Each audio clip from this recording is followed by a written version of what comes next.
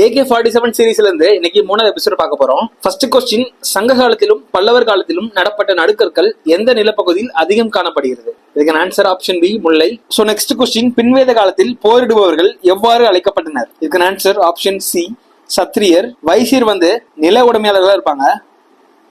சூத்திரர்கள் வேலை செய்பவர்களா இருப்பாங்க. பிராமணர்கள் மதகுருமார்களா இருப்பாங்க.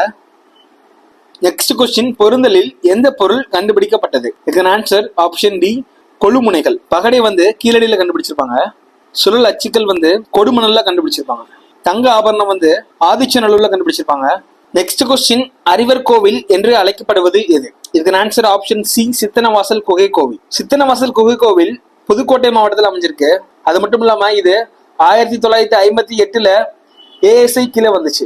ASIயோட ஃபுல் ஃபார்ம் என்னன்னா ஆர்கியாலஜிக்கல் சர்வே ஆஃப் இந்தியா. சூரியனார் கோவிலோட இன்னொரு பெயர் நம்ம ஆல்ரெடி படிச்சிருக்கோம், கோனார் கோவில். ஸோ இந்த கோவில் எங்க அமைஞ்சிருக்குன்னு பாத்தீங்கன்னா ஒடிசால அமைஞ்சிருக்கு. நெக்ஸ்ட் கொஸ்டின், முதல் சமண பேரவை கூட்டம் நடைபெற்ற இடம் எது? இதன் answer option A, Pataliputram. So இரண்டாவது சமண பேரவை கூட்டம் எங்க நடைபெற்றது பாத்தீங்கன்னா வல்லபில் நடைபெற்றது. உங்களுக்கான கொஸ்டின் பாத்தீங்கன்னா பொருந்தல் எந்த மாவட்டத்தில் அமைஞ்சிருக்குன்னு சொல்லிட்டு மறக்காம கமெண்ட் செக்ஷன்ல கமெண்ட் பண்ணுங்க. தேங்க்யூ.